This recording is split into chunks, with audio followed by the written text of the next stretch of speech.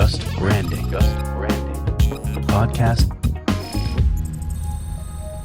Hello and welcome to the Best of Just Branding. We're incredibly excited to go through some of our favorite episodes and share some snippets with you from the best of 2020. We have people like Marty Neumeier, Motto, Christo, Stef Hamnerlink, and many more that we're going to go through. But before we do that, we just wanted to rewind to where this started. And it was back in March, just as the pandemic hit in 2020. Yeah. And I was having a chat to Matt, who I was just reaching out to for a friendly chat to talk about strategy. We just got talking, like, let's do a podcast. And here we are. Like, it was really bizarre. It really was. Yeah, well, the thing is, Jacob, like, I think I'd heard of you many years ago when I ran my agency. And I don't know if I've told this story on Just Branding, but I will mention it now. That me and my team, so I had a small team, there was about 12 of us. And we were obviously, as any business should be, looking at our SEO, right? And we were looking at search phrases that were, for example, branding or logo design, and because it was a design agency at the time. So I was really focused on things like brochure design, stuff like that. And on a number of these key phrases that we were looking to hit, some bloke called Jacob Class with Just Creative continually was knocking us off. So you probably didn't know it, but we were in this SEO war with you, doing our absolute best to kind of appear high. So I've known of you for years and hated you for many years, and in the best possible way, in the most loving and professional kind of way, and admired you from afar. And then I think we'd reached out and we'd had a few conversations, and then you were like, "Yeah, let's do this thing." And I was like, "I bit your hand off, didn't I?" Because you're awesome. So it was brilliant to be asked. It was. Yep. And yeah, thanks for carrying the show, Matt. You do the majority of the talking.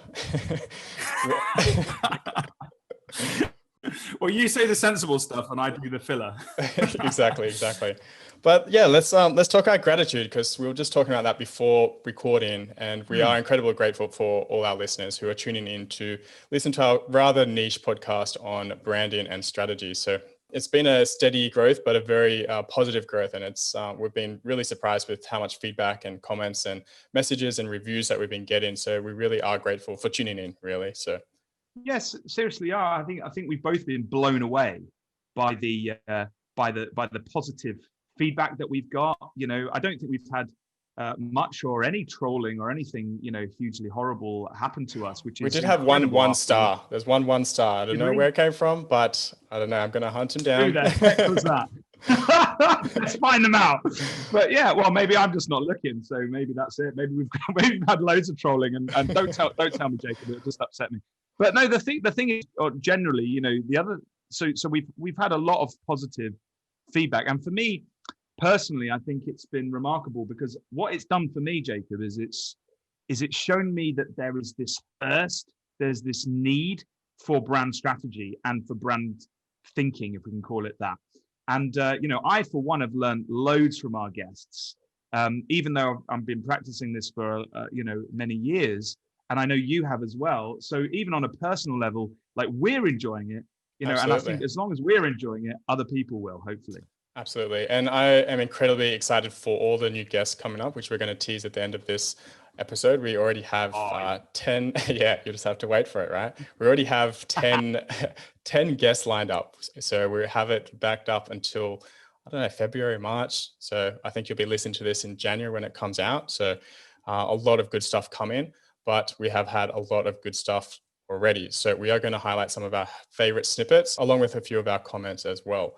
Before we do that, Jacob, I just wanted to say one other thing about gratitude, if I may, and cut across you, as I often do in the series. So it wouldn't be the same unless I did that. Would it not be the same? No. So I was just going to say, in terms of gratitude, obviously, hugely gratitude to our listeners and feedback, but also let's not forget those, this is what we're going to do now, right? We're going to pick out some of the great guests that we've had on the show. People have been so kind of free with their time, with their expertise, with their knowledge, totally giving up loads of great treasure for people like you and I to kind of benefit from. And as you say, we've got people now queuing up. Did you say 10? Queuing up out the door, really, to get on the show. So I'm just blown away and so grateful for the experts as well, because even if we had 0 listeners, right, I'd still want to interview some of the folks that we've had the privilege of interviewing, and that's what I'm excited to go through today with you to review. We forgot to mention your beard, or yeah, we haven't mentioned it yet. Yes, we are grateful for all our guests. We actually send them a mug, a pithy little mug, that to all our guests as well. So that's our little form of gratitude. We just wanted to take a short break to let you know about our first sponsor for Just Branding. We thought long and hard about what would resonate with our audience of designers and entrepreneurs, and we actually came down to something we use ourselves, which is Envato Elements. Envato Elements is the ultimate creative subscription. You get unlimited downloads of 53 million creative assets with one subscription. And I'm not just talking about stock photography. You actually get access to things like mockups, presentation templates, photos, fonts, add-ons, graphics, sound effects, music, stock videos, video templates, and so much more with one subscription. If you want access to all of this, head over to justcreative.com/Envato for a discounted rate. So that is spelt ENVATO. So justcreative.com/Envato. We appreciate you listening. Thanks for tuning in, and let's get back to the show. Let's jump into it. And I don't think there's a better person to start with than Marty Neumeier. He's the grandfather of branding, and we start off every episode with the definition of brand, and to hear it from Marty himself, I think would be a great way to start off with this best of. Let's do it. Well, I like to keep things simple. So my definition is that a brand is a customer's gut feeling about a company, product, or service. That's simple. But what's important about that is that it puts the customer at the center of branding, right? It's all about what a customer perceives. So otherwise, what happens is companies just go ahead and start ticking boxes. They're like, oh, we'll do a logo, we'll do an ad campaign, we'll make a package, we'll design a product, etc. And therefore, we must be branding. With this definition, it forces you to look at what you're doing from a customer's point of view. So essentially, it's not what you say it is, it's what they say it is. So stop thinking about it as stories that you're telling to the world, and think about it as the stories that they're receiving from you, because they may be different. So that's really crucial to think about it that way. And it also sort of wipes out definitions of branding as, creating logos or just creating products and calling them brands.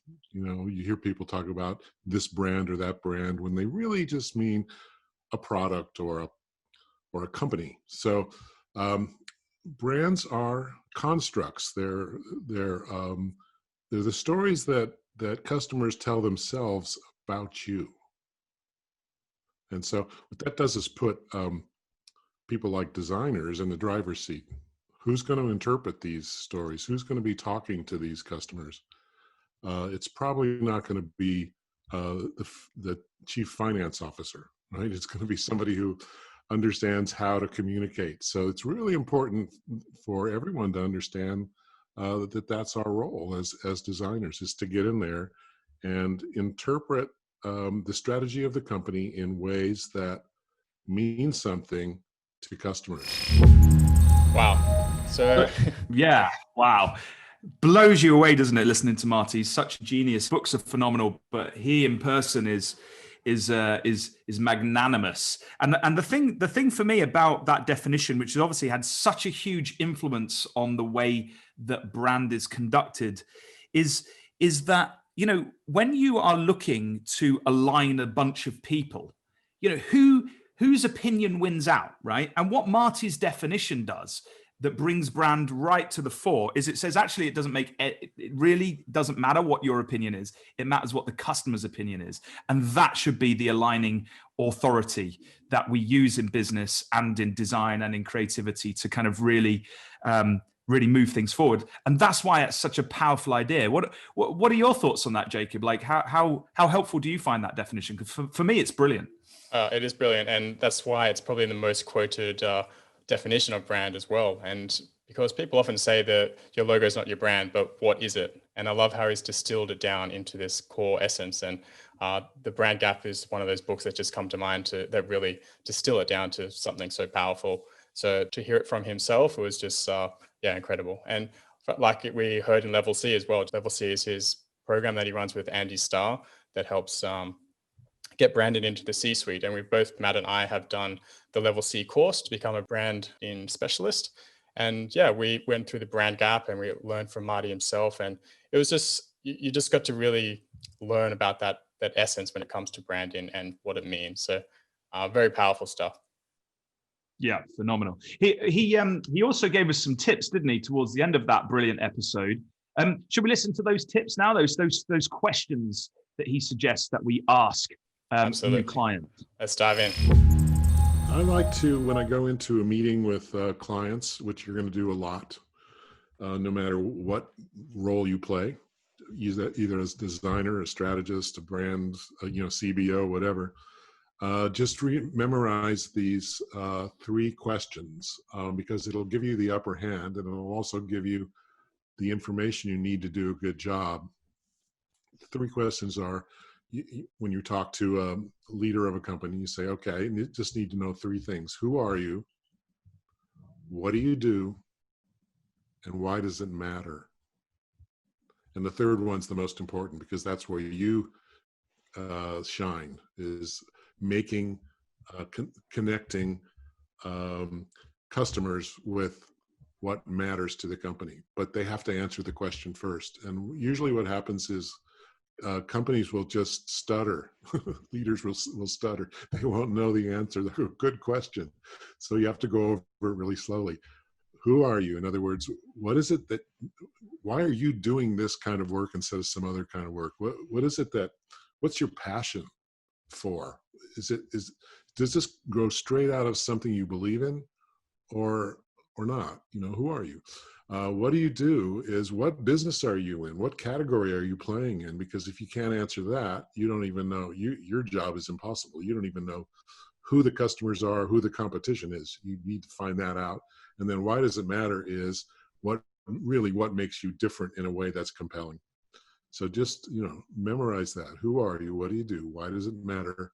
And you will find that you're in control of the conversation right from the beginning. You heard it from Marty. So brand from the inside out. This is one of those things. He's really distilled it down to those 3 questions, and I love it. It's so simple, and it's rather difficult to solve, actually, though. So it's simple but not easy. Yeah, I think that's the essence of Marty's sort of work, really. So easy to say, so easy to get your head around, in the way that he frames the ideas. So hard for businesses to do. But that's great, right? That's why people like you and me exist, Jacob, and most of our audience, I imagine, to help people through that. And, this concept of those 3 questions: who are you? What do you do? Why does it matter? And, Marty says why it matters is the one that you really need to get to. And the idea that by challenging leaders and asking these questions, as Marty put it, you can begin to control the conversation and really get them thinking. I just find fantastic, to add that into your sales process, the initial kind of discovery discussions, really does put the designer in the driving seat, because now suddenly we're not talking about form, and we're talking about strategy, and that's where the value is. And we've talked about this a lot on the show. That's where the value is to businesses. So, I found, and I don't know what you think, Jacob, but we had a lot of guests that talked to us about asking the right questions. Yeah, going deeper. And I know you've got some thoughts on that. Yeah, going deeper. Yeah, and to brand from the inside out. So really how I talk about with my clients is to kind of separate it between internal brand and external brand. It just kind of helps them separate the two, sorry. Internal brand is really the foundation of the brand and your substance, and the external branding is often your identity, your voice. And if you can think about it, those in separate ways, it helps to, talk about them easier. And when Marty goes through those questions, you really have to figure out, why does it matter first? Why are you doing this? Because that's actually going to lead into everything else. And that's why it's such a powerful question. Yeah. I love it. And asking questions was something that the next kind of best of duo that we interviewed. We had the privilege of interviewed, really kind of basically, also championed.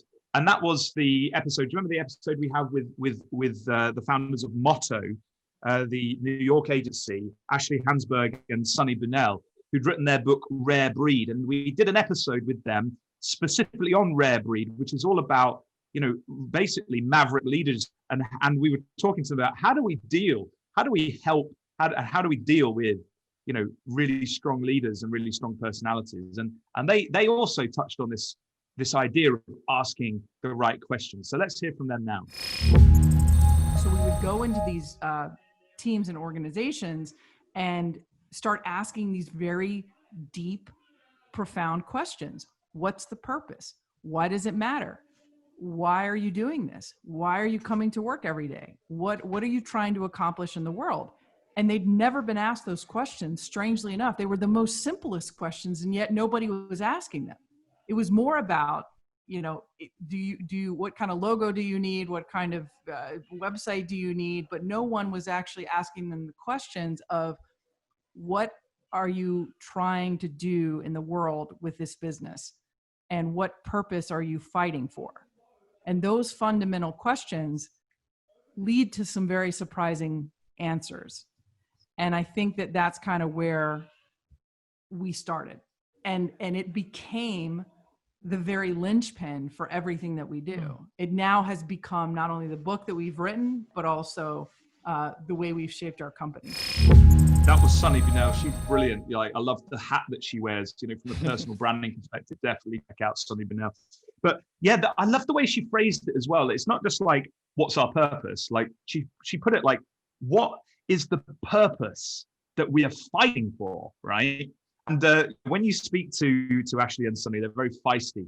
And I love that about them, that there's slightly, undertones of aggression in a lot of what they say. Did you find that?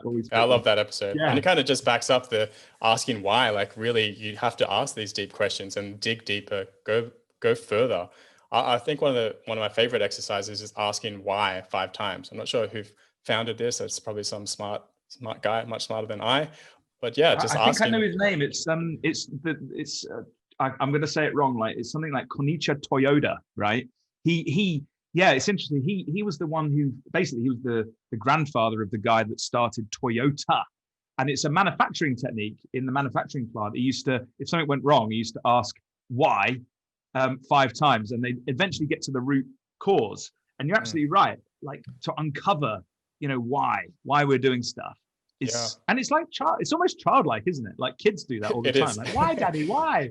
But the thing is, it's like, then you're like, you're forced to really think about it, like to strip back your assumptions and to really examine your motivations and your drivers. And that question, the why. Simon Sinek, famously start with why, and we never do we? We struggle with that. So I just think you're right. Asking why is crucial, and that's come out time and time again. There was another point in the Motto episode that I think we'd love to kind of just listen to now, because it kind of helps us segue this conversation on. So let's dive in and listen to what the next clip says. We have a saying at Motto: a lot of good agencies can make you look real pretty, but not everybody can make you matter. And that's the truth. You have to be able to make a company matter. You can't just make that, you can't dress them up nice. You actually have to give them substance. You have to be able to give them something to say, not just something to sell. And that's where, I think if I were to give any tips at all, it's be like, figure out what the gifts are, what the strengths are, what the traits are that you have, that you bring to the table, and then find out what companies and leaders and teams align with that, so that when you go to do that work, that you are able to look back on it and say, I didn't just make something pretty, I actually made something matter. Yeah, I mean, we look for a lot of what is the triggering motivation. So when we've got a client and let's just say they are a rebel, or let's just say that they are an emotional rare breed or an obsessed rare, whatever kind of rare breed they are, because you can be all kinds of rare breeds. Rare breed isn't just one thing. The most successful that you can be requires you to be able to understand someone else. And so when you can understand someone else, when you can say, okay, now I'm seeing this person and I'm hearing what they're asking of me. I need to get under that surface. So I love to be able to work with people. You know, it's like a date. You're learning about this person. Like, do I like you? Do we want to be friends? Like, tell me about who you are, where you from, all kinds of stuff conversation needs to happen. You can't just execute a brief. You have to learn about what someone wants, what they desire, what are they looking to do, what kind of transformation do they feel like they need to take, what kind of pivot are they in, what do they see for their future. Like, if you can start to understand those things and get clarity around that, you have a much greater chance of helping them succeed in that vision. I think a lot of people just don't take the time and effort and energy to understand what our clients want from us and what they need from us. What kind of, what are we here to help them do? Because there's always a problem to solve. There's always a problem to solve. And no one client is ever the same. Every client that we have is even though we have systems and processes in place that help us know what to do and when to do it, every client we have is a completely new experience for us, because you're dealing with people and everyone is different. Everyone has their own personality. Every team has their own dynamic. Every company has their own culture.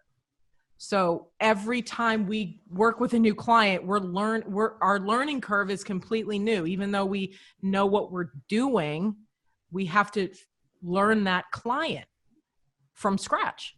And you have to tailor your approach and your way of doing things to, I believe to do what they need, because they're the ones that you're doing this work for. So I think understanding is so underestimated. And if we just took the time to understand people a little bit more, I think the world and business and design and branding would be so much better. That's such a powerful clip, wasn't it, Jacob? The world will be a better place. I love the way Ashley put that there. Learn and understand was the key thing that clip, really emphasized. And that's what we're talking about here, really, isn't it? It's not, as we just heard it, as designers, and I know a lot of our audience are designers, you can't just execute a brief. Like, that's not really being professional. That's not really doing a good job. I think everybody has to get into strategy, even if it's in just a small way. You don't have to go full blown like some of us have gone, but you've got to do a good job as a designer. You must understand more the client. And, this comes on when I was very early in my career, Jacob, well, before I even started my career, in fact, I remember my dad sat me down. And it was like one of them father-son chats, right? What are you going to do, with your life kind of chat? And I was always good at drawing and art. And I remember saying to Dad, I really love creativity and drawing and art. You should have just done the whole series in that voice. I should have done. Anyway, Dad said to me something along the lines of, "Well, son, you're only going to make any money as an artist if you're dead." And I think he had in mind like Vincent van Gogh or someone like that, right? So I was like, oh, and that really got me thinking, like, because I went eventually to the careers advisor at school, and they basically introduced me to graphic design. And one of the differences between art and design is this concept of purpose. See, art is usually, and this is sweeping statements here, but usually about self-expression. I know. It's usually about self-expression, right? Whereas design, I think you've got to try. You can obviously you have to bring yourself to the work, but it's not actually all about you. It's about the client. It's about the client's audience. It's about the purpose behind the piece of comms, behind the thing that you're trying to produce. So there's an element of humility in that, which is what I'm really excited to have been learning from some of our guests about, like how they go about humbling themselves to listen, to understand. So that's why I love that particular clip. So, that was great. No client's the same. It's about purpose. I know, you've got some thoughts on that to move on to some of our other guests. I was actually, I was going to comment on the careers advisor thing, because I didn't know what graphic design was until I went to my careers advisor either. So that was just uncanny. That's how it happened. But I just wanted to come back to one of the statements that they made earlier, was give the brand something to say, not something to sell. I love that statement because it does help you get down to the purpose and going beyond just making money. So what are you doing this for apart from just making money? And to stay curious longer, to ask more questions, to understand people better. I think there's some really key points in there. Massive, yeah. So talking about purpose, this is a nice segue into Stef Hamnerlink's snippet. And we had a whole episode on brand purpose, and he had some different views, and we loved having that discussion. I'm going to put this snippet on about him and brand purpose. For example, if you have a purpose, it's easy to start writing a manifesto or some really interesting copy. What I tend to write, for example, these days is like a press release of the brand. And this is like, if you can have a brand strategy and then you can write a press release that has like all the aspects of the story you're going to tell. And your client can see that press release in the right tone of voice with all the right like aspects in the right hierarchy, like what's in the short title for the press release, what's in the longer piece, what's in the second paragraph. This is really brand strategy. It's like telling your story in the right order, in the right hierarchy, in the right tone of voice. And that's what's really helpful. So whether it's a manifesto, a press release, or some kind of creative touch point you're creating as the end point of like the strategy, that's really powerful. And it's more powerful than, for example, positioning statements or other things. These are of course helpful to define your brand, to start clarifying where you're going. But if you can translate that into something creative that will speak to a consumer and is relevant to them in a way that's really like sparking interest and enthusiasm, I think then you're like at the end point of your strategy and you can start building brand identity or whatever creative execution. Yeah, so if you can write out a press release with your brand purpose and really talk about who you are, that is such a powerful tool to use. So give it a shot. Can you do that with your current brand? I think it's a very powerful exercise. What do you think, Matt? Yeah, I loved Stef, and although he was mildly controversial in some of his thoughts, I still valued his thinking. And that clip that you've just played and I think and selected, I think is brilliant. That was one of many great things that he shared with us. The manner, this idea of the press release. I just think it's clever because a lot of people are familiar with that. Like if you went, oh, let's write a news article or something, for a newspaper, it's irrelevant nowadays. But a press release, a lot of business people, a lot of leaders are, familiar with that. So I think it's really smart to bring that to bear. I love it. So the next clip we're going to jump into is none other than Chris Do. This clip is about moving from a designer to a consultant, which is what a lot of our listeners are in transition to doing from what we hear. So let's jump in. I forget who says this, but everything that got you here won't get you there. All these skills that you learned in school and in practice, refining something, caring about the beauty and the craftsmanship, attention to detail, it's just exactly the right point size with the right letter spacing and lighting. It's just, it's so good. And the finishes and the printing and the quality, it's just immaculate. No other right-minded designer is going to critique you on that. But what's happened is you've become very myopic to the thing that matters to the client. They actually don't really care that much about art. As much as they might say, they really don't. And that's evident. If you just look around the world at how much bad design there is. I'm not talking about graphic design. I'm talking about just architecture or urban design, fashion, everything. It's like people aren't as particular as we'd like them to be. And the reason why we want them to be is because it fits into our narrative that if people care more about the way things look, we are going to be more valuable. But ultimately, people want something very different. They want to grow. They want to grow in all ways, personally, professionally, spiritually, physically, everything they want to grow. Who's going to be the person to help them get there? Like if I want to get really jacked, if I want to get super ripped, I want to hire a personal trainer. And the best personal trainer who fits with my style of learning is going to get my money. And so if you think about a business, what do businesses care about? Yeah, they care about the aesthetics, but they might care about the way that the food is served, or the menu, how it's presented, or how people have a total complete dining experience from beginning to end. They might care about getting more customers or a different type of customer. They might care about getting the word out so that they can launch a prepackaged meal plan or something like that. Well, where do you fit into any of that? Because the only problem you're looking for is an aesthetic problem. So what you keep thinking is the most important is actually not so important. And we see this happen over and over, and long after I'm gone, the debate will continue. Oh, I hate that logo. Can you believe that that's the logo they came up with? That logo sucks. Let me tell you how to design a better logo, you stupid monkeys. And oh, the logo is the end on be all. It's the ambassador for your brand. It's the reputation. It's the tip of the spear. Get over it, people. Just get over it. It's not. It is not. Have a horrible company, an amoral company that just screws people over with child labor, sells inferior products to hurt people. What's the best logo going to do for them? That. Yeah.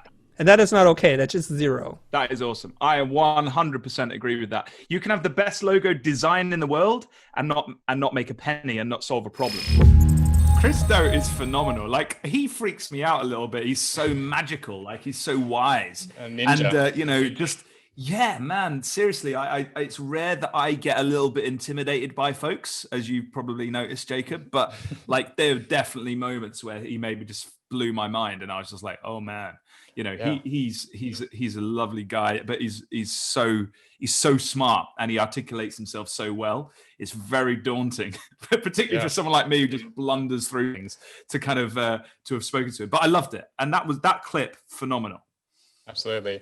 And yeah, interviewing Chris was, yes, it was intimidating. He rattled off some really great answers. And I was just lucky to have a whole list of questions submitted by users like our listeners, and some questions that we put together. But yeah, he could answer them so succinctly and communicate the message so easily. And yeah, there's tons of value bombs in that episode. And it really was a pleasure interviewing him. So yeah, he went pretty deep. And I would definitely say anyone who's kind of creative and anyone who wants to kind of is dealing with sort of personal development and looking to grow themselves, like, definitely check out that episode, because he goes into some of the biggest mistakes that he's made, and he's quite sort of vulnerable, isn't he, and open about some of that. So, for sure, like, that's definitely one that I would recommend. And one of the perhaps the biggest one of last year in terms of kind of personality that we interviewed, and in terms of the content, like, it was really deep. So check that one out.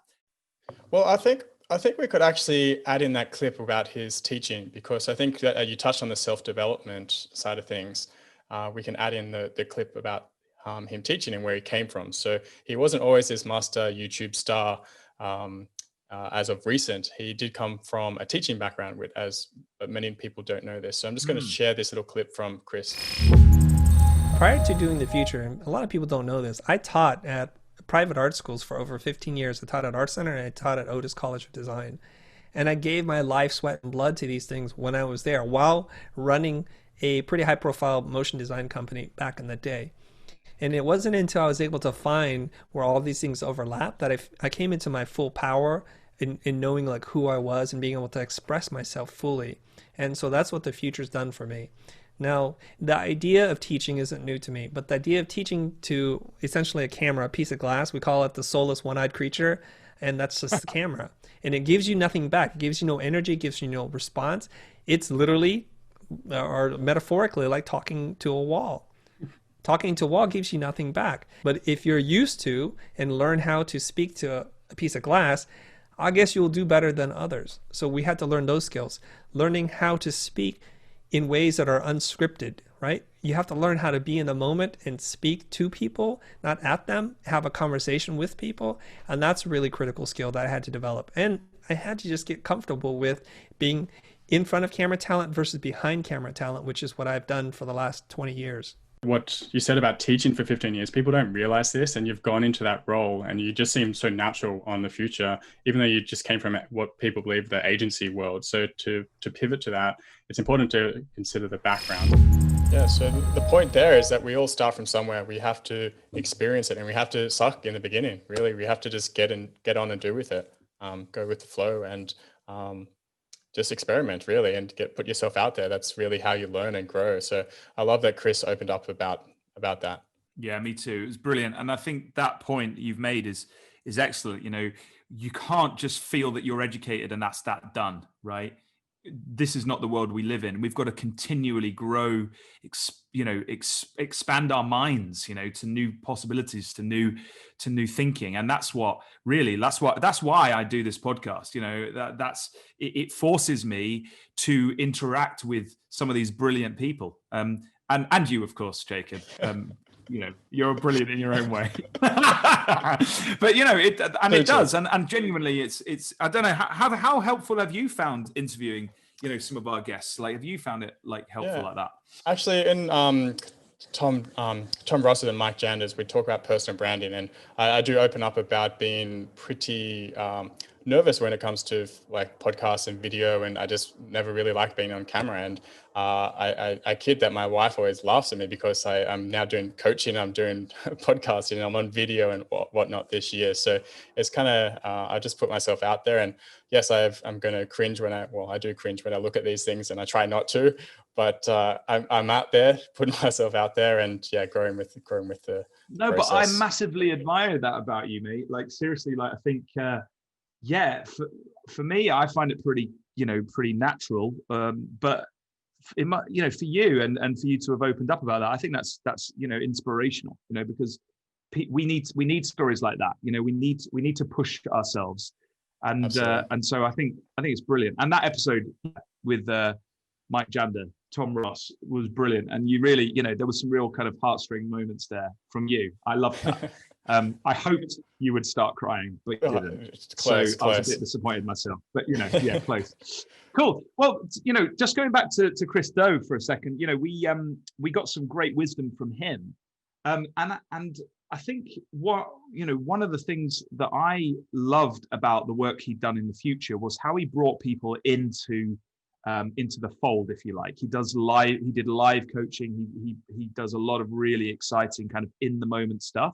And one of the episodes I remember watching some years ago was this episode with this really timid lady called Melinda Livsey, who's now gone on to be absolutely phenomenal. But Chris was kind of coaching her, challenging her, developing her thinking. And she's now turned into a massive superstar. And so we were really privileged, weren't we, to sit down with Melinda and really talk to her about her journey and to get her to give us some tips. So why don't we hear some clips from that episode? Because I think that would be really interesting to hear. Can you let us know how you actually onboard a client and how you go through these sessions? Yeah. And I know that we, Jacob, I think we talked a little bit about him and how to sell strategy and onboarding them even in the sales meeting, of positioning yourself as more of the consultant and helping them get to some kind of clarity even in the sales meeting. It's not about pitching at all. It's about helping them get clarity on what they're trying to do on that desired future and seeing if you're a good fit for them, if you're a good personality fit, if the project is high risk, high value, and really something that you can sink your teeth into, that it's a big problem to solve. So the first part is positioning yourself in the sales meeting, if not beforehand in your marketing. And then that, and then going into the process, it's an in-person or Zoom like this. It's an in-person workshop versus what I used to do previously, which was just send them a questionnaire. Just ask them, what's your target? Who's your target audience? What brands do you feel you resonate with? Describe your, company in 3 to 5 adjectives. That's what I used to send. And then now it's a very intensive 2-day workshop where we meet every week after that for about 3 to 4 weeks to check in with the brand strategy document and get closer to the clarity that we needed. So it's a huge difference. Yeah, the tip there is to position yourself as the expert and not the order taker. Positioning is such a huge part of becoming a consultant, and to really be respected and to be able to, I guess, charge more because you can solve bigger problems. And this message really resonated with Melinda because I also came from that background of sending a questionnaire and just being an order taker. I send a questionnaire and then go and execute. I didn't really listen. I didn't really dig deeper. And as we've just explored in the first the snippets of this show, or the best of, asking the questions why, and digging deeper is so crucial to understanding better and to really create a better, stronger brand. And it's such a powerful point. So did you have any thoughts on it, Matt? Yeah, I just think Melinda's super smart, and she made some brilliant points in that whole episode. In fact, it'd be great to hear a couple more in a second. But this idea of positioning, it's ironic because we often, talk to clients about how they position themselves in the market, and rarely do we turn the spotlight back on ourselves and say, okay, well, how am I positioning myself? So I'm probably similar to you, Jacob. I hear from a lot of designers, and they want to get into strategy. And they say, well, no one's really interested in strategy. I'm just being asked to fulfill briefs, right?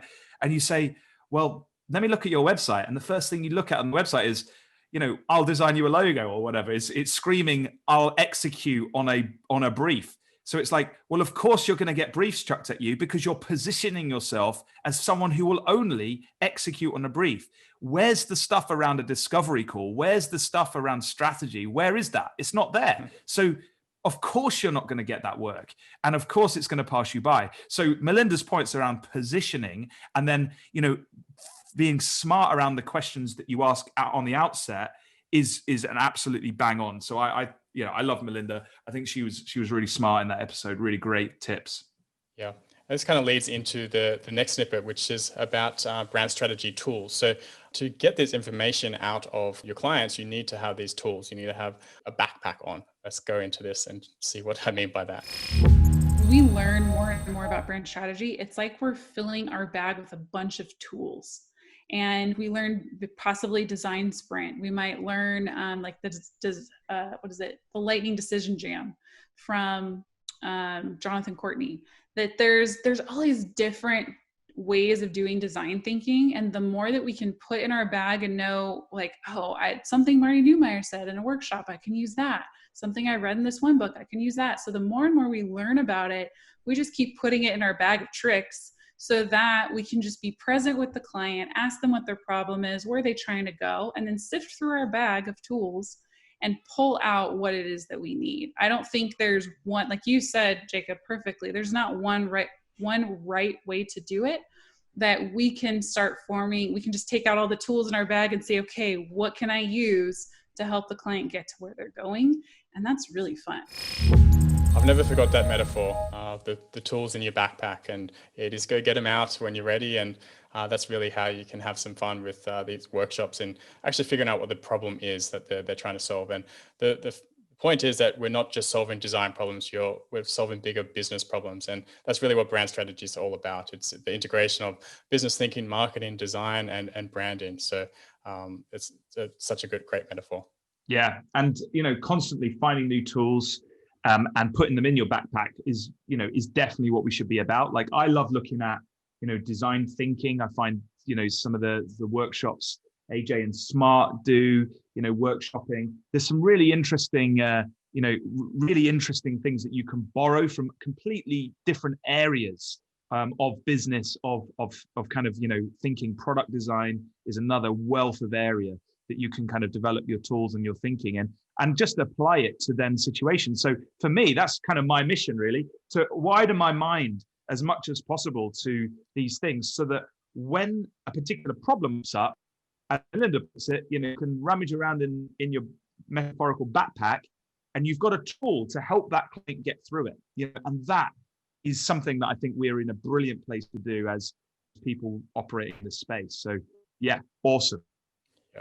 So that kind of leads into the next snippet, which is about brand strategy deliverable. So what does the document actually look like, or what does the end result, what's the end result of brand strategy? So this is Melinda's take on it. Can you talk us a little bit through, like, what is a brand strategy document for the sake of our users, first of all? And secondly, do you deliver anything after that, or do you kind of step off, and how do you play it? Yeah, so I used to include brand identity, like we had talked about. So that was a little bit longer process. But if we're just talking about the strategy, I call it a roadmap. The people have different terms for it. Some people just do a one sheet, just a one paper with the positioning, target audience, and a couple other things. But I have it's usually a PDF document.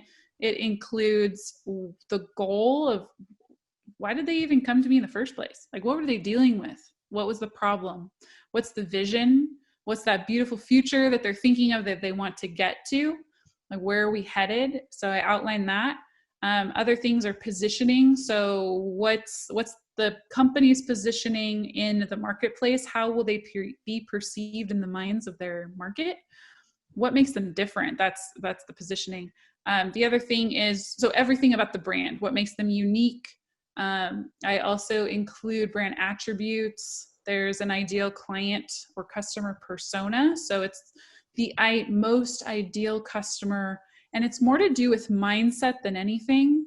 Of if your brand, I kind of talk about it like this: if your brand had a best friend that was the evangelist that would talk about your brand to everyone, that would share it on all their platforms, that is just your ideal person, that if you had every single customer be that person, you would be happy. Who is that? And we make a persona out of that. So we pick photos that represent their day, that represent their life. So we know that when we see those people out on the streets, we're like, oh, that's Susie. Then we usually give them a name. And so we can identify them. And I've had clients even tell me, they say, oh man, I went to this conference and there were Justins everywhere. Justin the connector, that's what we called him. He's like, I met so many Justin the connectors. So he was able to have this focus, or what he was looking for. It's kind of like, go look for a red car. And now or you buy a red car, and now every single car that you see out there is a red car. So your mind is now looking for that. And that's what we do with the persona. So we describe that person in photos, in a list of hobbies and people they're following, what they're reading, what they're into, what their problems are, what their goals are, and how is the company or brand helping them either solve a problem or get to their desired outcome, the ideal client's desired outcome. So that's something we do. We also do, sometimes we'll do a customer journey. So what's the relationship look like between the customer and the brand? All the different touch points. And we'll do a broad overview of that. And then the last part is the action plan. So within the next 3 months, what needs to be done to connect the brand with the ideal customer? So really it's 3 main parts. If you just wanted a simplified version, it's the brand, it's the ideal customer, and it's the action plan. And those are the 3 main sections, I would say, that go into the roadmaps. So just go back to that point, right, that I made at the start when I first came across Melinda. Like, she is not timid anymore. Man, she is she knows what she's doing. She's a super smart cookie. And that was just an example of one of the great tips that she gave around, what she puts into her brand strategy documents. And I think that was really helpful for a lot of our listeners to hear, because, it's great theorizing around this stuff, but she really went into the depth of, how she delivers on some of the things that we've been discussing around the questions you asked, the workshops you might run. She really kind of helped frame that for a lot of people. Yeah, that was one of my favorite episodes. And you can start to see that there's so much more to building a brand than a logo or a color scheme, that there's so much internal thinking that goes on, and not just in design, but brand thinking and marketing thinking, design thinking, and all of that put together. It really does create a strong brand. So I wanted to jump into Michael Johnson. This is another great guest. Let's do that. Yeah. I love Michael Johnson. Yeah. Yep. So his little snippets about position yourself as a strategist. And we touched on this a little bit earlier, but to hear it from Michael, let's dive in. As designers, you can waste a massive amount of time producing these amazing solutions to the wrong problem. Yeah. And I think I spent most of my 20s doing that, actually. Now I look back at it, I get massively frustrated.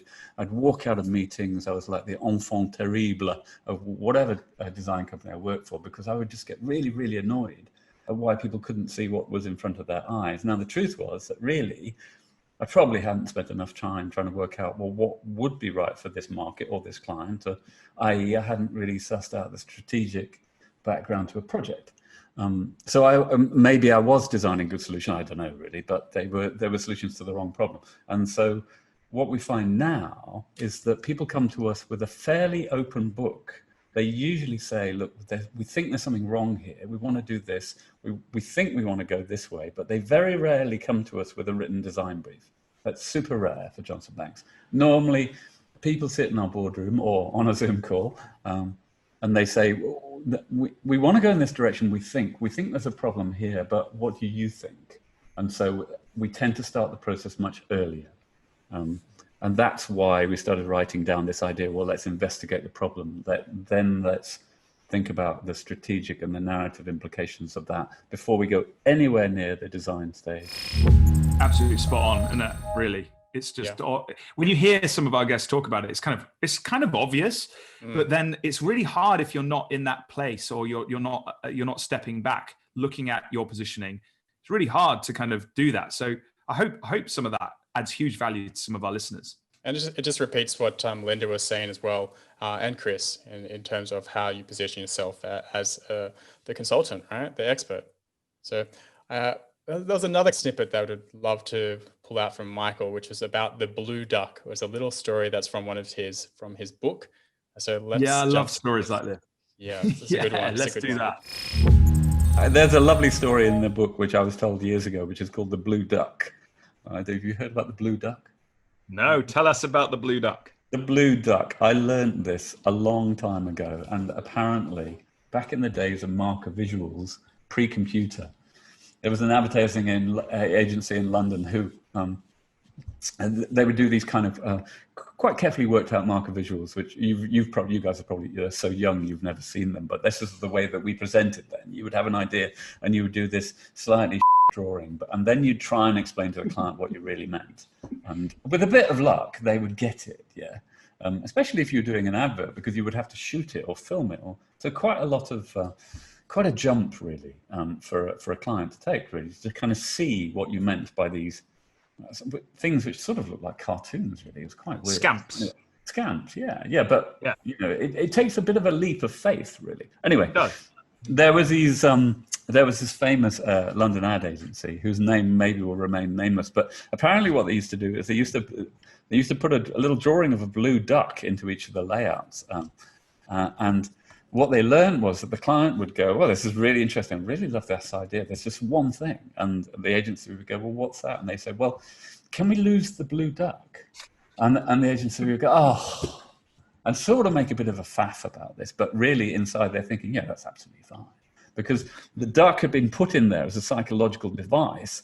So the client had something to fix. And then the client would go, oh, I really put them straight because they were really on the wrong track. I mean, the idea was quite good, but the blue duck, that was a waste of time. But I told them. Anyway, I always loved this story, and I always told it when I was like, 12 or something. No, I was in my 20s, and I thought it was a great story. Great story, wasn't it, that one, Jacob? Like, I love those anecdotal stories. And have you ever used a blue duck technique? I've never, done anything quite as radical as that. It'd probably be pink. It's tying with the brand colours. Flamingo for you. Yeah, exactly. Yeah. You'd be like, Jacob, can we remove the pink flamingo from all of the designs? But I love it. No, get it out. I thought that was really smart. And, the thing about Michael Johnson, his book, I've got it up on my shelf, Branding in 5.5 Steps, is brilliant. That's got tons of great questions in it. That's got tons of really amazing tips. And as he was going through, he shared a wealth of knowledge, not just in terms of brand strategy, but then how he takes that thinking and help it, basically creates phenomenal concepts that then he uses to help his clients communicate. And, that was one of the anecdotal stories that came out of his discussion with us around that. And he was just a wealth of knowledge. So definitely check out Michael Johnson and his episode with us, because that was great fun. It was. Yeah. I love that book also. And branding in 5.5 steps. So what is the half step? I think you'll just have to read the book, but it's something about a gap. We'll just leave it there. But let's jump into Rob Meyerson. This was a great episode that was on naming and brand positioning. Yeah, it's frustrating how many definitions of brand you can find, isn't it? The way I think of it is, I guess I have a pretty broad definition that tries to capture a lot of the different, I think, intended meanings of brands. So I like to say it's the ideas that sit behind the identity of and the experience created by a organization, whether that's a company or it could be a product, whatever it is that you're creating the brand for. But I like to break it up that way: ideas, identity, and experience. I feel like, you know, as much as I'd like to make it more succinct than that, that really captures the full gamut of everything that I think of when I think of brand. Fantastic. And in terms of brand positioning, how does that sort of fit into ideas, identity, and experiences? Yeah, it's actually interesting the way you've asked it, sort of comparing it to that definition of brand. It really, I think a lot of it connects to the idea part of the definition of brand. And it's a little bit easier to define positioning. There's a little bit less diversity in definition. It's really about owning a conceptual territory in the marketplace or in the mind of your customers, vis-a-vis competition. So that's a really important part of it. You can't position a brand in a vacuum. You have to understand what else is out there, whether that's direct competitors, or if you are the first to market in a new industry, you still need to think about positioning against whatever people have done before. So that's how I think of positioning, and it really, you could think of it as impacting definitely identity, even down to visual identity, and certainly the experience created by a brand as well. But it's really at that idea stage where you're still talking about strategy. You can't position a brand in a vacuum. I love that. And also owning a conceptual territory in the mind of your customers. It makes me think of beer, for example, like Corona for some, I don't know why, but it just made me think of beer, because when it comes to owning like a territory in your mind, beer comes to mind for some reason. I don't know why, but Corona. I'll get to my point. Corona. So what do you think of when you think of Corona? For me, it's the beach, right? Like they're owning that territory in my mind. Budweiser, for example, I think of football. So a lot of different brands, they can start to own a gap in your mind, or a spot in your mind by using branding and connecting or owning a place. And in the case of Corona, it's like a physical place, right? It's like a beach. They're owning that place and that experience and that emotion. You get to a beach and you want a Corona, right? With a lime in it, probably. So that was my point and why I think of beer when you add in when you're trying to own a conceptual territory. What is your thoughts on how he defines position, or how Rob defines positioning? Well, I love it. And, you know, Rob, by the way, just a small point. I also think Rob had one of the best voices like on our show. It's so deep and manly. I wish I had a voice like Rob's. He's genius. But anyway, just going on to what he said and what you've just said, you know, not to design a brand in a vacuum. What a great way of putting it. And you've mentioned Corona there, right? So here's the thing. Obviously, the context of that word in 2020, right, has, you know, completely changed to how it was in 2019, where we had not even heard of, you know, a virus that had a name close to what we're talking about. You know, so for me, context is everything. Right now, you probably wouldn't go near that word, even though it is a location, even though, you know, you can have a great experience on the beach in Corona. You just wouldn't go near it because of the connotations.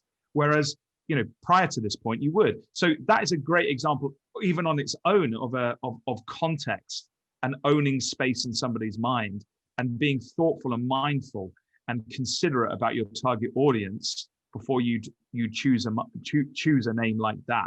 You know, into, you know, post 2020. So yeah, I agree, and I think it's good. Yeah, for sure. But to be honest, I actually heard, and I don't know if this is true, or if I'm just making this up. I don't think I'm making it up. I actually heard that their sales actually went up, Corona beer. I think people buying it like ironically, you know, and obviously, you know, they, as a brand, I don't think they engaged on any level in regards to that, which was quite noble of them and right of them too.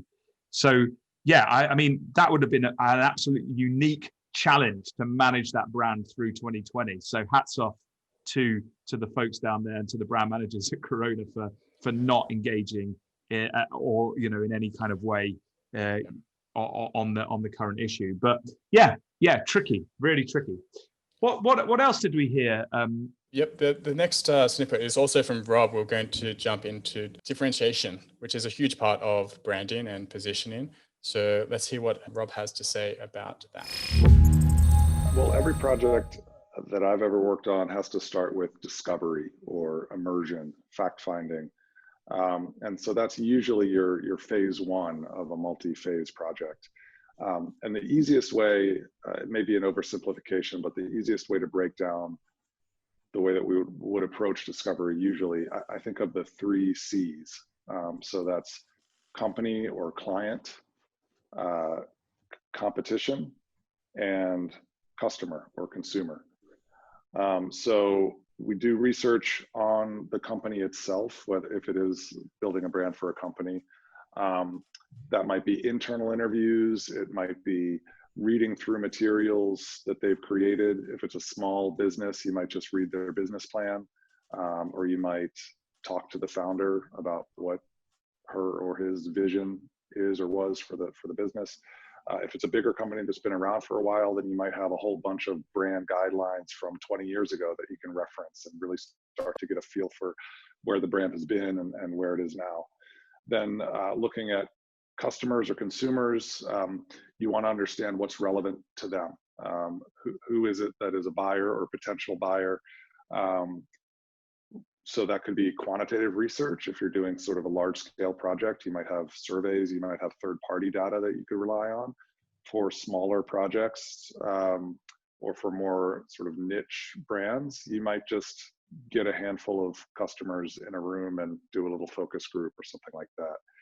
And then for competition, you need to, again, get an understanding of how the competitors are positioning themselves. Either intentionally or unintentionally. It could be that you look at the competition and realize that they've really intentionally positioned themselves in certain parts of the market by the language that they use, the design. When you look at the competition, you'll notice that they maybe have positioned themselves based on the language that they use. So we might call that verbal identity, or based on their visual identity, or even just based on the ideas that they seem to have built their brands around. A lot of times you'll look at industries and see that everybody's basically saying the same thing. The kind of overused phrase for that is a sea of sameness. Everybody's looks the same, sounds the same, especially in a B2B space. A lot of times you'll see things like that. But you need to get an understanding of what they're saying and how they're perceived. And then based on those 3 C's, so I often draw that as a Venn diagram with an overlap between those 3 circles. You want to find something that is true to the brand. So you do that by doing that internal discovery. That's relevant to customers. So you hopefully achieve that by doing some research with customers. And that is differentiating, which is typically referred to as one of the most important aspects of building a strong brand, is that it's unique or distinctive.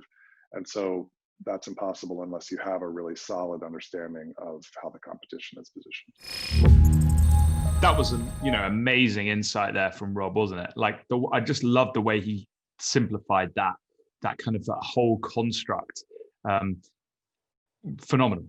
Yeah, company, competition, and consumer, and finding something that's true, relevant, and different. And by doing that, you have to really understand the competition, and you have to understand your consumer as well. And that's really how you're going to find the gap in the market.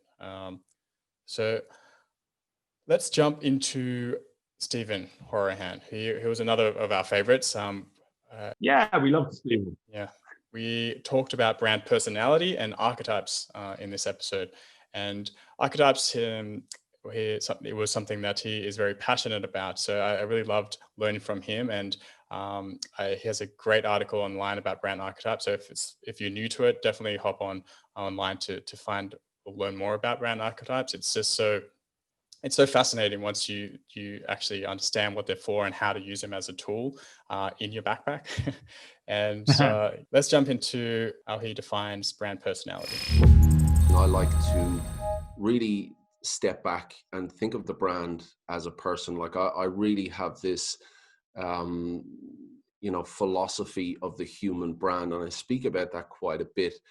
And the idea there is look, we all connect with people in a certain way. We all, we gravitate towards certain characteristics, certain sense of humor, but, we all gravitate towards human characteristics, and we're seeing this play out in the branding spectrum. We've seen that transition over the last 20 years or so, and we've seen more and more brands become more human. So first and foremost, that's where the position that I like to think of a brand from. So from the internal brand, to me, that's kind of the soul of the brand, the values and the mission and the vision and the purpose. These are all things that we all have as individuals, but we don't necessarily talk to other people about them. And there's a lot of businesses and a lot of brands that come across vision, mission, values, and see them as something that you need to put up on your website. But if you think about yourself as a person, these aren't things that you go out and just open up to people about. You don't sit down at a barbecue and meet somebody that you've never spoken to before and all of a sudden start unloading your purpose and your values onto this person. And that's how I look at the internal brand, and that's how I look at branding as a whole. If you look at your brand as a person, then you can see how all of these pieces of the puzzle fit in. So once you have your internal brand, and that's how you think, how you feel, and the things that as a person you would internalize to yourself, that's your core. That's what you've got as your foundation. And then you need to start to understand who your audience is, the competitors in the marketplace and that market landscape, so you can define how you're going to be different. But the key to really pulling out the personality for your brand is in understanding who that audience is, because that's the person that you're trying to connect with at the end of the day. Like when you take a step back and ask what your brand is, or distill what your brand is, it's an entity that is trying to connect with a certain audience. And unless you know that audience intimately well, then you're not going to know how to connect with them, how to resonate with them, how to speak with them, what kind of challenges they're going through, what emotions they're going through. So we're back to internal and external, the concept that you mentioned earlier. And I love the way you framed that. You're not at a barbecue kind of unpacking all of your kind of your deep why, purpose, mission, vision. This is my mission. It was great. Yeah. That would be really peculiar. Although I think I have actually met a few people. We don't have barbecues in the UK, but at social events who do sometimes unpack everything. You're just like, whoa. These are my core values.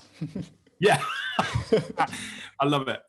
No, but he framed that really well. And thinking of brands as a person, is such a powerful concept for clients. And particularly, one thing I found is to align lots of minds around, and Melinda actually mentioned it earlier in the clip, particularly when almost when you think of your target audience as being the best friend of your brand. What we're doing here is we're personifying these ideas into people. And that's really easy for us to connect with. But archetypes is really powerful. And I know Stephen talks, and explains it really well in the next clip that we're going to listen to.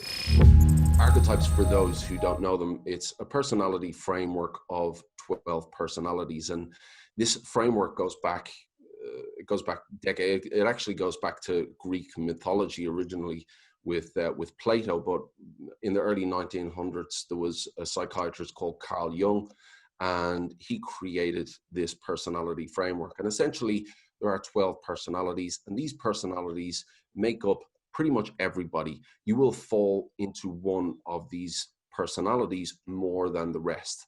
So it's a set of behaviors that we all instinctively know.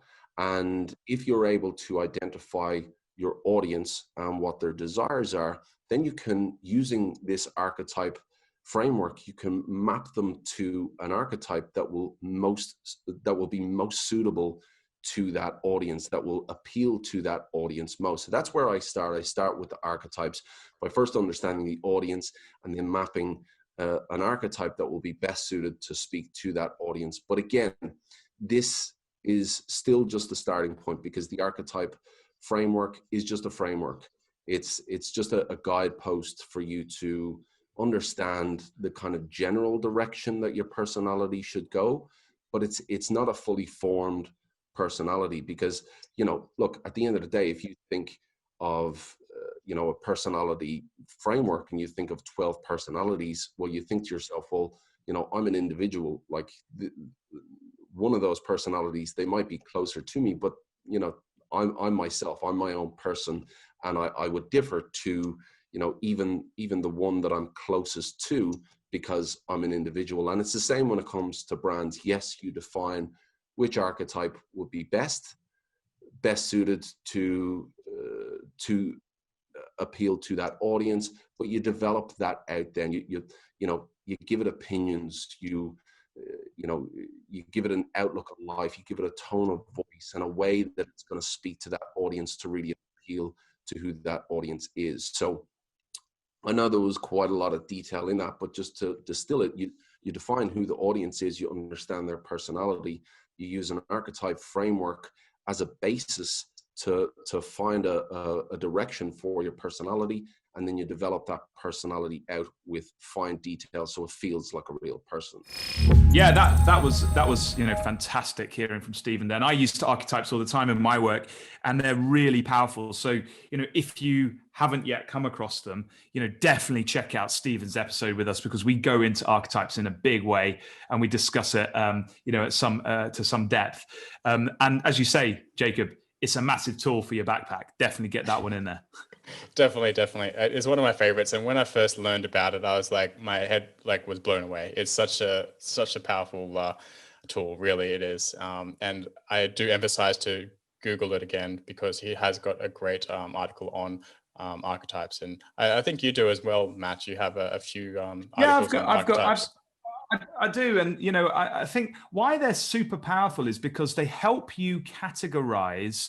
Well, they can actually help you categorize brands. So you can do like competitor analysis off the back of it. They help you align leadership teams as to the personality and the traits that they want to begin to show up with in a marketplace. They help you differentiate, you know, in a marketplace, because if you're in a marketplace full of, I don't know, magician archetypes, for example, they help you position yourself as something different. So, you know, this is a huge tool, and if you can start to use it, and it becomes very powerful to the strategist. So yeah, so that's why I've been using them for some time. I read a book called The Hero and the Outlaw by Margaret Mark and Carol S. Pearson. It's a pretty heavy book. Psychologists kind of they're basically psychologists in the ad industry about. Do you know what? I'm showing my age now. I think the book was published about 20 years ago, but the principles in there, Jungian archetypes, is phenomenal. So if you don't fancy the heavy book, you know, one of my articles probably simplifies it. And I actually do go through it in my book, Storyatogy, which talks about this, you know, this principle of using archetypes to think of your brand as a person, the customer's story, and how it might show up. So yeah, got a bit on that, but Stephen's stuff is brilliant as well. So check it all out. It's all there to be discovered, folks. Just coming back to the person, it really does come down to how you connect with people, right? And the more aligned you are with the other person, the better you connect with them. So just like the people you hang out with, you connect with them on a more personal level, because you like them, you have similar interests, similar backgrounds, and that's why you connect. And that's what brands do. You craft this perception so you can connect better with them. So let's talk. This is kind of like a nice segue into Tobias Dahlberg, who talks about brand mastery. So we have a few clips on this, and the first one is on creating systems. Yeah, Tobias is great because, you know, that episode with Tobias did was he took it to a next level, didn't he? When we were talking to him, he really, you know, has gone super far into the strategic and business elements. So yeah, systems. Let's hear from Tobias. Making a brand work is all about building systems. I don't believe in fixing one thing. Even doing brand strategies, like, you know, you ask a plumber to come in and fix one part of your system. It's just going to have a leakage somewhere else unless you look at it as a system, connecting everything inside the business to the customer and the ecosystem around it. So that's my religion. I love thinking of brand as a system. It's so true, and I love his metaphor with the plugging the holes in with the pipes. It's so true. Everything has to be aligned. Everything has to work together. So if it's not aligned, it's just not going to gel, and you can start to see through the cracks, and you'll get those leaks, to continue that metaphor. But yeah, what's your thoughts on brand and systems? Yeah, for sure. It's a massive system. And, when you think of business, anyway, a business is a system, right? Customers, if you think of customers from a systems perspective, they're systems. So, when we went through that episode with Tobias and the way he thinks in systems, it's really smart, because what he was basically illustrating is that brand and brand strategy as a system is one thing, but it needs to connect to everything else. And so as a designer, you then actually have an opportunity to, if you so did wish, to work in some of those other areas of the business, some of those other systems, your people strategy, your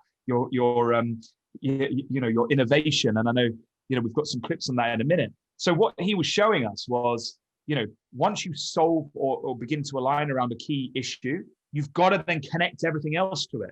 So as a strategist, to do strategy properly, there's an opportunity to then begin to learn about some of these other systems that perhaps we wouldn't naturally do.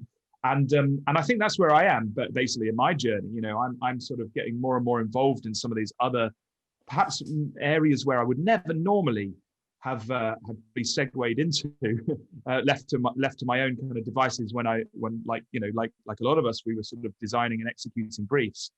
But now you realize that's where the value is. And so, as time goes on, you have that opportunity, if you wish, to sort of begin to explore other areas and use your skills in other areas of business that you wouldn't normally do. So I love that concept of thinking in systems and designing systems, which really kind of is really exciting when you actually get the privilege to do that with a client. It's fantastic. Well, let's hear what Tobias has to say about innovation and collaboration. Get people to play with it and to get ownership, because once people adopted this idea, they did all the work. They came up with these beautiful, fun ideas. How do we greet each other when people show up at a meeting? Everything about the company started changing. There's like this playful, fun, vibrant culture now. And it all started with just like a simplification, giving people clarity and direction, and also answering, because there are all these people who don't get to play the brand game, who kind of also might feel that, we're not entitled, it's just the marketing people. And so we're doing the serious stuff, we're bringing in the business, we're creating the products. I would say, no, include all of them and co-create it, but set clear guidelines and ask them to be part of it and say, okay, if we're going to be a healthy food company, it means we have to hold ourselves accountable to certain ideas, but we're also going to use this idea to inspire innovation. And that, I think, for me, to summarize in a way, I guess brand building is more about innovation than communication today. Collaboration, that's the key, isn't it? That is the key for a lot of businesses, and that's what they really struggle to do. And that's why we're in a great position as sort of strategists to help them begin to do that. Yeah, and to understand what your core values are, and your core ideas to help build your brand as well. So knowing who you are really is key. So let's jump into his next snippet, which is talking about the only choice and hidden layers of value. So let's hear what he has to say about that.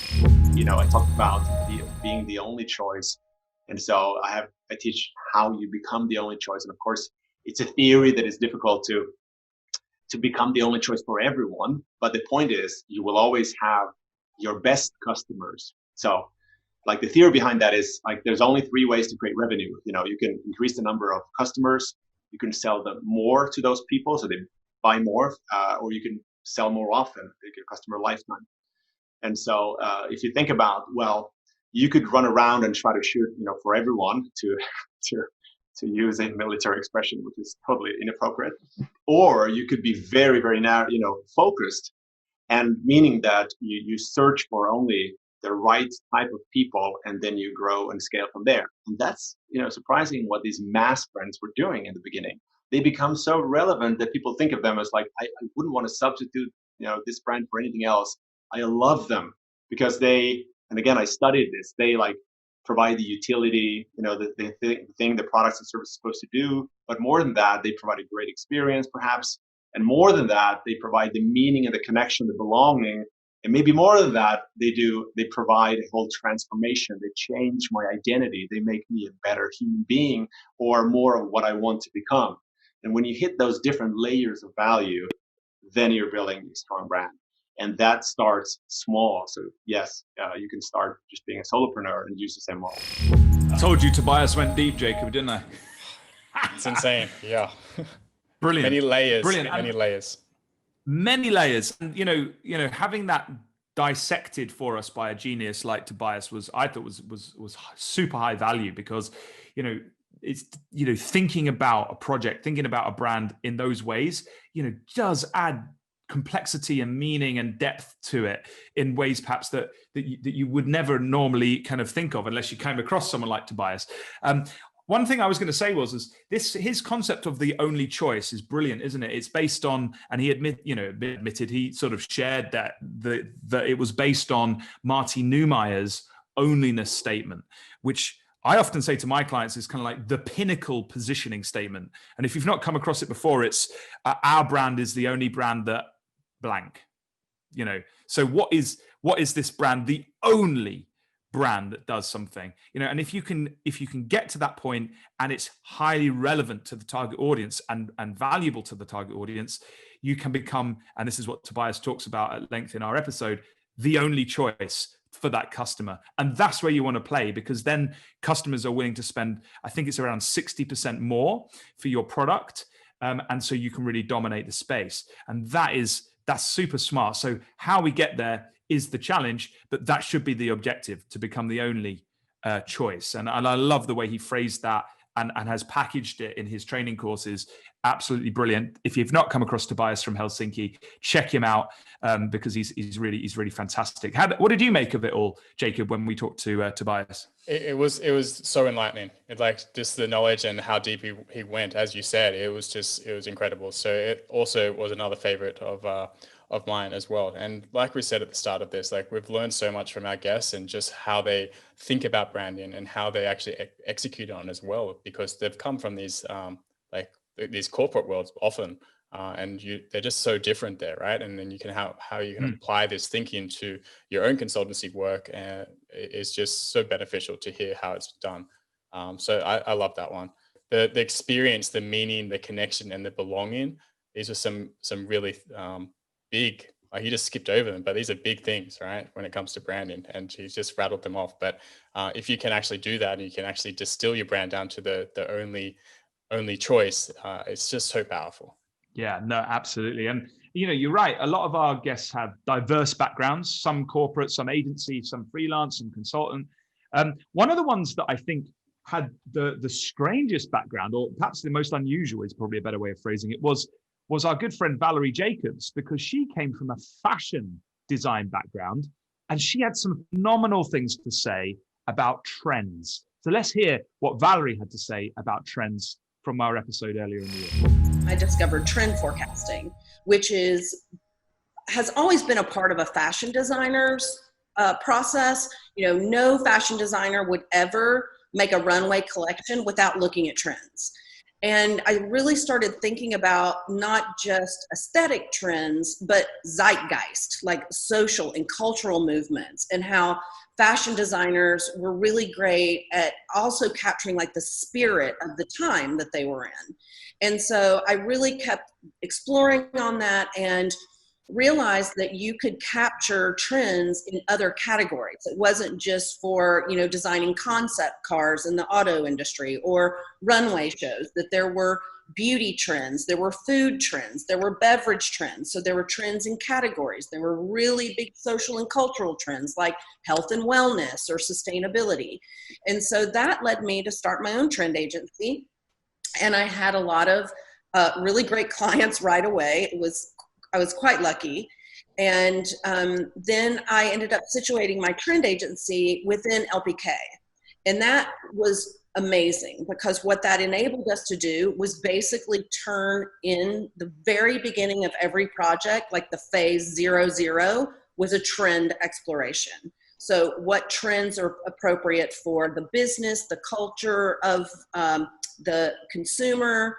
And we started applying that to all of the brands that we were working on. And I think it not only gave LPK a competitive advantage against, you know, other agencies, but we believe it delivers a competitive advantage to our clients because they're thinking about things in the future when they're designing. And like I said, we work with lots of big companies, and sometimes we're working on things that aren't going to launch for 10 years, 5 years.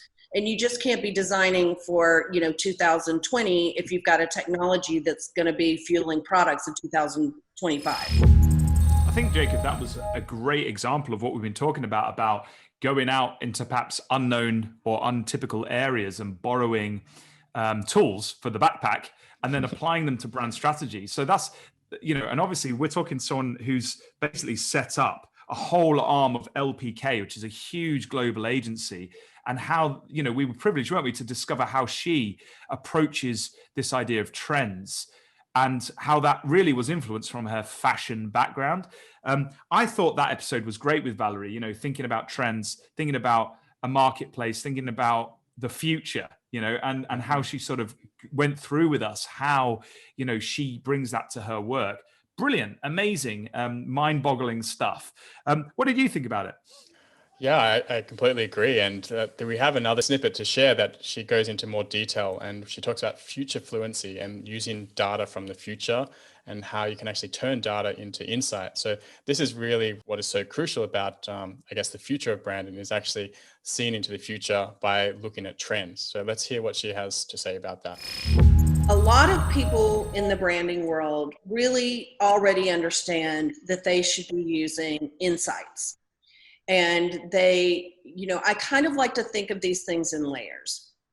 So the first thing is we all can get qual or quant data, but that's just an input. The same thing has happened with trends. They're commodities. If you will Google trends, you will find tons of free reports. So it's actually not that fancy that we have trend forecasters in LPK because you can get it for free. And if you have a really well curated Twitter feed or a great Instagram feed, you're basically surfing trendiness all the time. So you have to turn all of this into something. So I think we're all getting pretty good at turning data into insights. And then what we need to do, the special thing, is turn trends into foresight. So when you can put together insight and foresight, then you actually have some competitive intelligence. You've got usable, you've made them actionable. And I think the magic comes because you're bringing the two things together, your insight and your foresight. When you do that with enough repetition, you develop what I'm calling future fluency. And I think right now, especially, even coming into 2020, we were at the edge of a global anxiety epidemic anyway. And no one wanted to think about the future. And even science fiction writers weren't really writing about the future. You know, in the 20th century, science fiction writers were writing about the 20th century all the time, or the 21st century all the time. But now we're not writing in that same way. And I think William Gibson said it the best. He's a famous science fiction writer. He said, we're future fatigued. And I don't blame people for being future fatigued. It kind of feels like it's hard to get through the day. So imagine a trend forecaster or futurist, you know, me going, oh wait, the whole world is filled with people who are future fatigued, and I'm trying to get them to think about the future. But I think when you can immerse yourself in in change and understand the complexities of the world, there's actually statistics that have shown that it makes you more optimistic. And when you think about the future, you can more clearly see yourself in it. So I think we have to develop a capability inside ourselves called future fluency. And I think that when you asked me earlier on, and we were in a previous discussion, you're like, what is future forward design intelligence? I'm like, this is being future fluent. It's immersing yourself in change, in complex dynamics that are operating in the world. And when you act on that intelligence with repetition and success, you basically are developing your anticipation muscle. And I believe that this is future fluency, and it's a capability that we can develop inside ourselves. And so Valerie, where would we go to develop that? Is there training programs, or is it just at this moment in time, is this something that, you know, we have to use kind of our initiative and gut to kind of go and do? Yeah. Yeah. I mean, I think, I guess there are places where you can study strategic foresight. There are master's programs. There are, you know, often there will be someone teaching trends in design schools. But I guess what I'm talking about is honing your own ability to be surfing culture and putting that as an input. And if you are good at translating data from people, and, you know, qual or quant, and you can turn that into insight, start practicing. What's the futuristic insight that I'm getting from a trend, if you want to think about it that way? So that would be foresight. And I just call trends data from the future. So if we kind of quit trying to make it all special, I would just say keep using those same muscles that you use in one part of your business and put them over here. And, you know, I'll have to think more about that, because I've only been really noodling on future fluency for the past year or so. And because I was like, this is, you know, trends are all out there. The problem is not with having trend information. It's with knowing what to do with it and using it to bring more value to people. And when I say people, I mean your clients, your colleagues, your brand. Future fluency, Jacob. That's a word and a half, isn't it? Absolutely is. And I think what she's tapping into there is that what we do as strategists is actually turn data into insights. And that's really key and paramount to what we do, to listen to our customers or our clients and to figure out the real purpose behind what these brands are trying to do, and turn it into insight and to craft it into like a really strong brand. And that's really key. So I loved her thinking on future fluency and actually using data to create foresight. Yeah, and I think, you know, we had a number of phenomenal guests throughout the year, you know, that brought us great ideas, great concepts like that. Obviously, we've only been able to touch on a few, you know, and in terms of helping a business or an organization brand themselves. I think it would be great if we finished up though with some clips from that episode that you referenced earlier on. We bring it by bringing it a bit more down to us personally, right? To personal branding, because we had a phenomenal session, didn't we, with Tom Ross and Mike Janda about personal branding. How about we finish off with some stuff like that, do you reckon? Yeah, I think that's a good way to close this out, because yeah, we all have a personal brand, and as you'll hear, you have a personal brand even if you don't know it. So let's hear Mike Janda and Tom Ross's snippet on that. And everybody has a personal brand, whether they know it or not. Unlike a business, you know, a lot of these startup businesses, they have to define it from ground zero, because there is no history. There's no story of how it grew from infancy to what it is today. Unless you're doing a rebrand of a business, then yes, you have that. But from a personal standpoint, from the time where we are little kids, we are building a personal brand. It's shaped by the way that we see things, the experiences that we have, the challenges and successes we have in our lives, the things we start to like and dislike in the world. And all of that echoes into our personal brand. So being truthful, like you're saying, is all about just embracing the uniqueness of your own life story, and then not being afraid to share that with other people. And all of a sudden, boom, you're an authentic, real, unique personal brand, because there is nobody like you, Matt and Jacob, Tom. There's nobody like you in all the world. And there's no one like you, Michael. And nobody like me. One of a kind. So this is getting very Disney very quick, guys. Embrace who you are, embrace your uniqueness, and then that's the start of your personal brand right there. Now, as far as sharing it, sometimes that's the trick for people, is that they struggle to share their personal brand because of insecurities or whatever. Oh, well, no, will anybody even like it? Will anybody like me? And the answer to that is yes, there are people in the world that will like you. So don't be afraid to start sharing you to the world, especially when you do things like what Jacob just did, showing a little vulnerability and a little authenticity. All of a sudden people resonate with that because he's not pretending to be a brand that he's not. There is nobody else like you. And that was that episode when you really opened up. I thought it was great. Brilliant. Mike Janda was brilliant, wasn't he? Wasn't he a fantastic thinker on this question? You have a personal brand, you have a story, and that was super inspirational, that episode.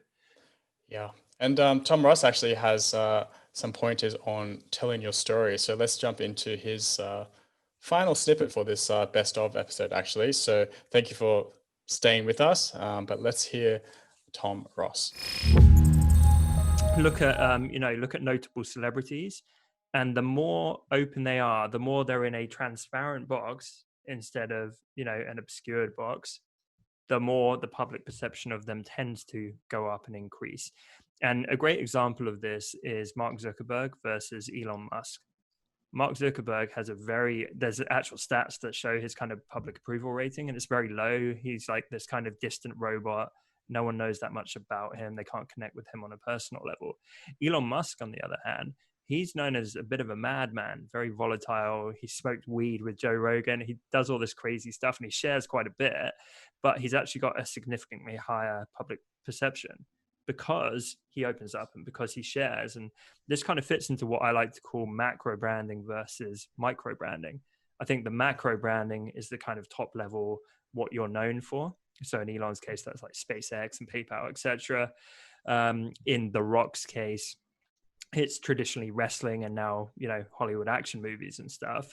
But then there's micro branding moments. So I know all kinds of stuff about The Rock, like his love of tequila and his epic cheat meals, and the fact that he's kind of a big softie and like a great dad to his kids, and he's got this caring side, and all kinds of things about his values and what he stands for.